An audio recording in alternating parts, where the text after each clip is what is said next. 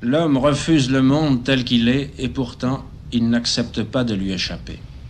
En fait, les hommes tiennent au monde et dans leur immense majorité, ils ne désirent pas le quitter.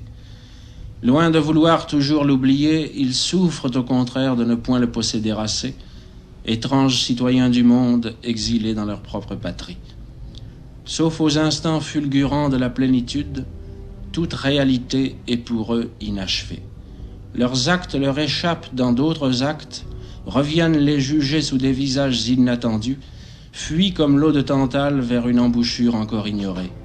Connaître l'embouchure, dominer le cours du fleuve, saisir enfin la vie comme destin, voilà leur vraie nostalgie au plus épais de leur patrie. Mais cette vision, qui dans la connaissance au moins les réconcilierait enfin avec eux-mêmes, ne peut apparaître si elle apparaît qu'à ce moment fugitif qu'est la mort, tout s'y achève.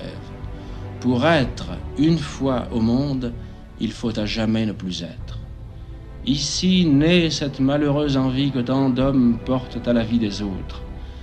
Apercevant ces existences du dehors, on leur prête une cohérence et une unité qu'elles ne peuvent avoir en vérité, mais qui paraissent évidentes à l'observateur. Ils ne voient que la ligne de fait de ces vies sans prendre conscience du détail qui les ronge. Nous faisons alors de l'art sur ces existences. De façon élémentaire, nous les romançons. Chacun, dans ce sens, cherche à faire de sa vie une œuvre d'art. Nous désirons que l'amour dure, et nous savons qu'il ne dure pas. Si même, par miracle, il devait durer toute une vie, il serait encore inachevé. Peut-être, dans cet insatiable besoin de durer, comprendrions-nous mieux la souffrance terrestre si nous la savions éternelle. Il semble que les grandes âmes, parfois, soient moins épouvantées par la douleur que par le fait qu'elle ne dure pas. À défaut d'un bonheur inlassable, une longue souffrance ferait au moins un destin. Mais non, et nos pires tortures cesseront un jour, un matin, après tant de désespoir, une irrépressible envie de vivre nous annoncera que tout est fini et que la souffrance n'a pas plus de sens que le bonheur. Le goût de la possession n'est qu'une autre forme du désir de durer. C'est lui qui fait le délire impuissant de l'amour.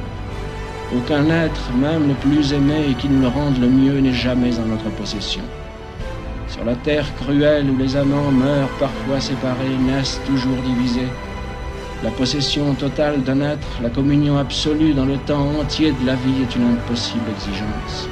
Le goût de la possession est à ce point insatiable qu'il peut survivre à l'amour même. Aimer, alors, c'est stériliser l'aimer. La honteuse souffrance de l'amant, désormais solitaire, n'est point tant de ne plus être aimé que de savoir que l'autre peut et doit aimer encore.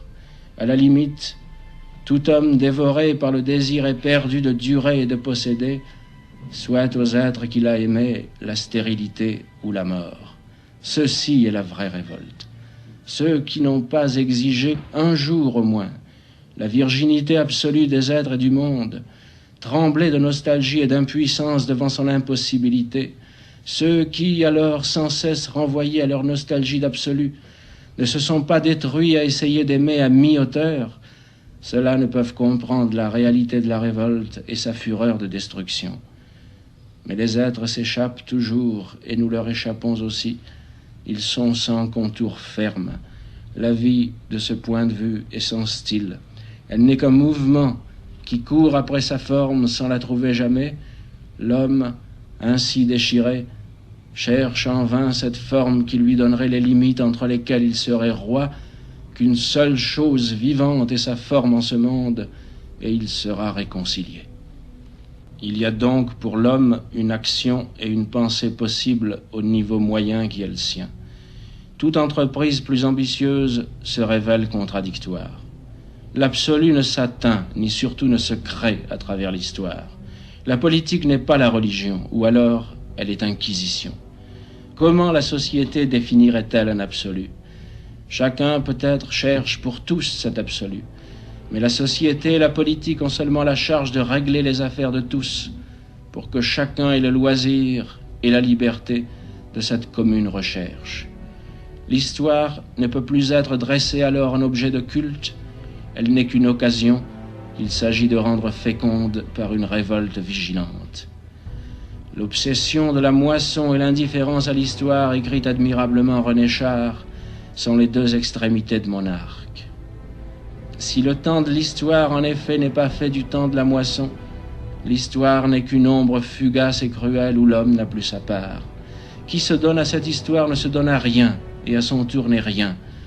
Mais qui se donne au temps de sa vie, à la maison qu'il défend, à la dignité des vivants, celui-là se donne à la terre et en reçoit la moisson qui ensemence et nourrit à nouveau. Pour finir, ceux-là font avancer l'histoire qui savent, au moment voulu, se révolter contre elle aussi. Cela suppose une interminable tension et la sérénité crispée dont parle le même poète, mais la vraie vie est présente au cœur de ce déchirement. Elle est ce déchirement lui-même, l'esprit qui plane sur des volcans de lumière, la folie de l'équité, l'intransigeance exténuante de la mesure. Ce qui retentit pour nous, aux confins de cette longue aventure révoltée, ce ne sont pas des formules d'optimisme dont nous n'avons que faire dans l'extrémité de notre malheur, mais des paroles de courage et d'intelligence qui, près de la mer, sont même vertus. Aucune sagesse aujourd'hui ne peut prétendre à donner plus.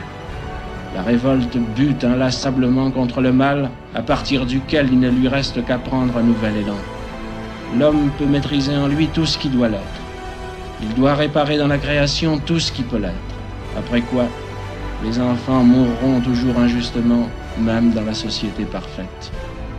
Dans son plus grand effort, l'homme ne peut que se proposer de diminuer arithmétiquement la douleur du monde. Et l'injustice et la souffrance demeureront, et si limitées soient-elles, elles ne cesseront pas d'être le scandale. Le pourquoi de Dmitri Karamazov continuera de retentir. L'art et la révolte ne mourront qu'avec le dernier homme.